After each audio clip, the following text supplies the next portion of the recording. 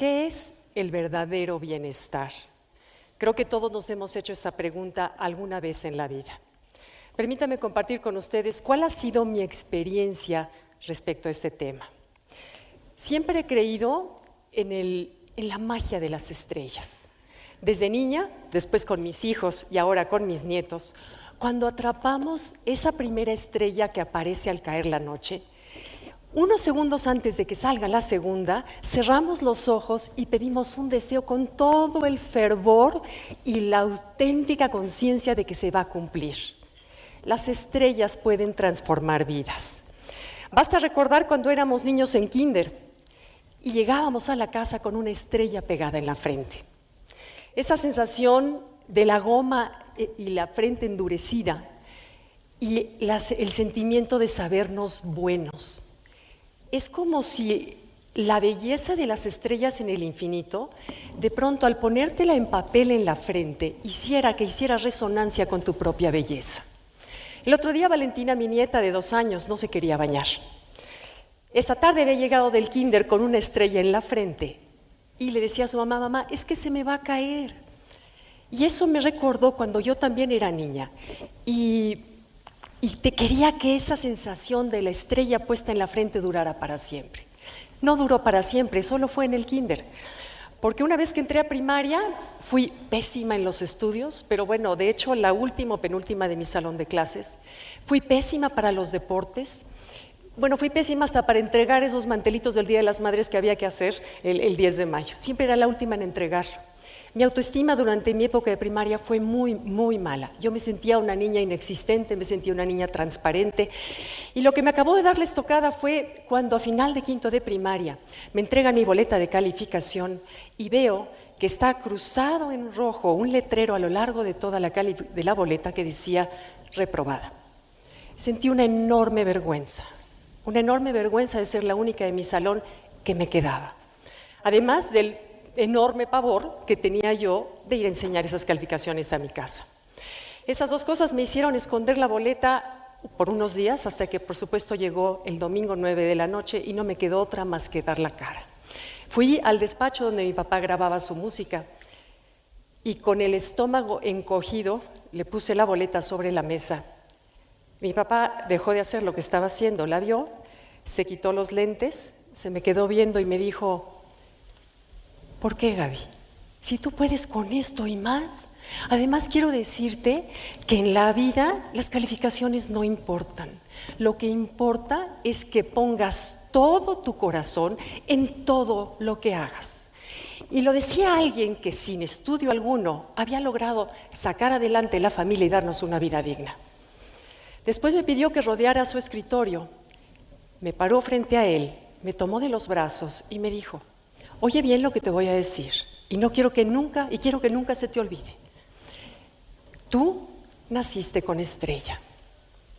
En ese momento me inundó un mar de confusiones porque, primero, el alivio de no sentirme regañada. 2, un profundo agradecimiento por ese voto de confianza que mi papá me daba. 3, me sentí con un peso en los hombros, en que yo decía, ya tengo suficientes problemas, ahora tengo una estrella, ¿cómo se maneja? Y además un enorme compromiso de tener que regresarle, querer regresarle ese voto de confianza. En ese momento no sabía cómo lo iba a hacer, pero sí sabía que no podía fallar. Y por último decía, si tengo una estrella, ¿dónde he estado? O sea, ¿dónde en mi vida he estado? Porque no ha aparecido. Nunca voy a olvidar ese primer día de mi segundo o quinto año de primaria, cuando parada en las filas para entrar a clases, yo parada en la fila de quinto y junto a mí todo mi salón de clases parado en la fila de sexto. Qué mal me sentí morir. Y en ese momento me acordé de la estrella de palabras que mi papá me había puesto hace mucho en la frente. Hace unos meses, había sido unas semanas en la frente. Y a partir de ahí empecé a nacer, empecé a crecer, empecé a sentirme segura de mí misma, empecé a tener mejores calificaciones, incluso empecé a ganar competencias de natación. Y cuando me di cuenta que yo obtenía esos logros, también obtenía la mirada y el reconocimiento y la aprobación de mi papá. Así que yo dije, este es el camino. Lograr cosas es el camino. Más tarde, pasa el tiempo, me caso a los 19 años, a los 25 años, tengo 3 hijos. Pronto estaban mis 2 hijas en el kinder, el bebé en la cuna, la comida en la estufa, la casa limpia y yo con una enorme energía reprimida, contenida, que buscaba salida. Yo sabía que podía hacer algo más, pero ¿cómo canalizar esa energía si no tenía una carrera profesional? Nunca había sido buena para los estudios, pero además me casé a los 19 años, así que esa pregunta en donde yo me imaginaba llegar a una entrevista de trabajo y que me dijeran, ¿qué sabe usted hacer? Pues nada. Sé hablar inglés, eso es todo lo que sé. Y esa pregunta me provocó un insomnio de 4 meses que en verdad no se lo deseo a nadie, porque con 3 hijos chiquitos y un marido en sus 30, verdaderamente era así como difícil de llevar. Y de pronto, por casualidad, y yo digo que la casualidad vino de allá arriba, encuentro cómo canalizar mi energía. A partir de ahí, me convierto en una voraz autodidacta. Empiezo a leer cuanto libro llega a mis manos, me inscribo en clases, cursos, seminarios, viajo a conseguir distintas conferencias. Era verdaderamente hambre por aprender. Y convierto mi carrera en una forma de lograr, de mostrar, de conseguir mi propio respeto, pero sobre todo para seguir abonando en esa cuenta de débito que yo tenía con mi papá. Y el éxito parecía ser la respuesta y la solución, así que me dediqué a conseguirlo. Durante todos mis 20s, mis 30s y parte de mis 40s estaba yo tan ocupada que no tenía tiempo ni de voltear a verme. El tener la agenda llena servía como un Valium para las emociones, además de que me hacía sentir importante y la adrenalina me hacía sentir viva. Y yo decía, valgo por lo que hago. Y por supuesto, me llevó esto a convertirme en trabajo adicta, adicción de la cual todavía estoy en proceso de recuperación. Y ese ser trabajo adicta, en un momento de mi vida, durante ese tiempo, escribí 10 libros en 10 años, escribía al mismo tiempo en periódicos, en revistas, trabajaba en radio, hacía cápsulas para televisión, viajaba por lo menos 2 o 3 veces a la semana dando conferencias en distintos estados de la República, además, por supuesto, de llevar mi casa, mi esposo, mis hijos. Y ese agotamiento que yo tenía, ese verdaderamente decir ya no puedo, yo lo veía como la forma de sentirme bien y de corresponder de alguna manera a esa estrella que mi papá algún día me había pronosticado. Yo decía, esto es lo que se debe de hacer. Qué equivocada estaba. La vida no se tardó en tomarme de los hombros y darme una fuerte sacudida. Ocurrió la muerte de 2 personas que yo pensé invencibles y inmortales. Primero, Pachela, una de mis mejores amigas, en sus 45 años, muere de un accidente. Una mujer que era perfecta en todo. Al poco tiempo, mi hermano Adrián, de 41 años, muere en otro accidente. Mi hermano menor, el hermano con el que todos más nos identificábamos, nos divertíamos, nos reíamos. Y de pronto esas 2 muertes me hicieron darme un frentazo en la pared, así. Y aprendí muchas cosas. Primero me di cuenta de lo definitiva y no negociable que es la muerte. Esos momentos de convivencia felices que yo creía que iban a ser para siempre, se habían ido. Eso verdaderamente decía, ¿cómo? No está. ¡Pum! Se fue. Número 2, me di cuenta también al ver la cantidad de gente que fue a las misas, a los funerales de los 2, de Pachela y de Adrián, pero de verdad, miles, quienes están aquí y estuvieron en ese momento podrán corroborarlo. Cantidad de gente que estaba verdaderamente conmocionada y conmovida por la partida de los 2. Ahí me di cuenta de por qué la gente te quiere. La gente te quiere no por lo que hagas, por lo que tengas, por lo que logres, por el puesto que tienes, la importancia que tengas o la cuenta bancaria que tengas. La gente te quiere por cómo la haces sentir. Y yo me preguntaba, ¿cómo he hecho sentir a la gente? Y ante eso, también el éxito de pronto cobró un enorme signo de interrogación. Frente a la muerte, ¿de qué sirve esto? ¿de qué sirve este afán de construir una fachada? ¿De qué sirve? Qué cierto es aquella frase que dice que hay que repartir invitaciones a nuestro funeral. Yo no había repartido invitaciones a mi funeral. Me acuerdo que estando en la misa de Adrián, mi hermano, le digo a Ernesto, mi hermano, le dije, oye, gordo, por favor, el día que yo me muera, traes acarreados, porque esto va a estar vacío, no va a venir nadie. Y me dice, ay, al mío también, prométeme. Pero en verdad sí fue como de pronto, yo había descuidado mis amigas, había descuidado tiempo con mi familia, había descuidado tiempo con mi esposo, con mis hijos, en aras del éxito.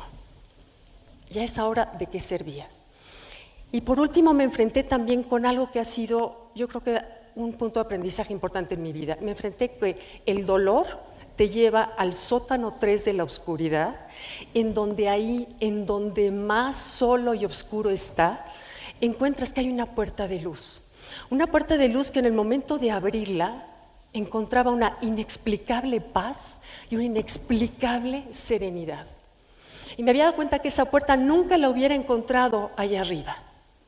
Y ahí me di cuenta que era la primera vez que me visitaba. Y en ese momento dije, bueno, me acordé de esa metáfora que me pareció alguna vez que la leí perfecta, que es el Buda de Tailandia.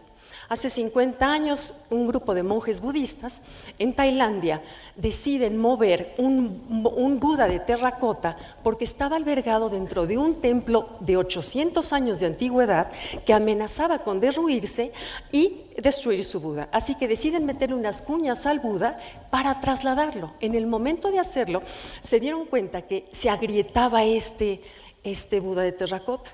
Entonces lo dejaron para que los expertos al día siguiente les asesoraran cómo hacerlo bien. Pero uno de los monjes, movido por la curiosidad, tomó una linterna y a medianoche bajó a inspeccionar las grietas y se dio cuenta que un gran brillo cegador le daba de regreso al alumbrarlo.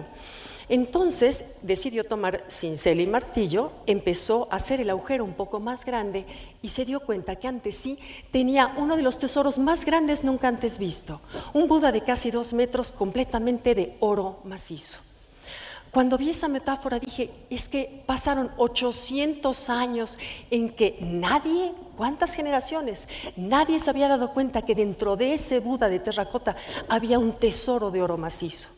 ¿Y cuántas veces, señores, nos puede pasar lo mismo? Nacer, vivir y morir sin darnos cuenta que tenemos ese tesoro por dentro. Cuando pienso en los niños de hoy, cuando pienso en esos adultos, esa vida de adultos que tenemos hoy, en esa persecución de lo efímero, y cuando veo las estadísticas de la OMS donde nos dice que 121 millones de personas viven hoy con depresión, que más de 1 millón de personas se suicidan en el mundo, pienso que a lo mejor que quizá esas personas nunca tuvieron de niños alguien que los viera a los ojos, les pusiera una estrella en la frente y les dijera, creo en ti. Porque cuando eso sucede, en realidad la estrella empieza a hacer su magia. Cuando tú a un niño lo ves a los ojos y le dices, creo en ti, empieza a suceder y a transformarse y a tomar en sentido la palabra namaste, esa palabra que tantas veces he dicho al término de mi yoga sin antes saber cuál era su sentido. El sentido de la palabra namaste es, honro ese lugar en ti donde reside el universo. Honro ese lugar de luz, de paz y serenidad. Y cuando tú estás en ese lugar en ti y yo estoy en ese lugar en mí, juntos somos uno. Ahí es en donde está, en ese lugar es en donde está el verdadero bienestar. Y ese alguien que los niños del día de hoy esperan, tienen la esperanza de que le pongan esa estrella en la frente, ese alguien somos tú y yo. Si nosotros, cada uno de los adultos en este mundo el día de hoy, pusiéramos una estrella en un niño, les aseguro que las estadísticas en el futuro serían completamente diferentes. Te invito a preguntarte, ¿a quién le voy a poner una estrella? Para que la magia comience. Yo por lo pronto me llevo el compromiso, adquiero el compromiso de ponerle una estrella en la frente a Valentina, mi nieta, que la acompañe por siempre, con la que se pueda bañar cuantas veces quiera, sin temor a perderla. Y les pregunto, ¿tú Cada uno, tú, ¿a quién se la vas a poner? Muchas gracias. Gracias, Gaby.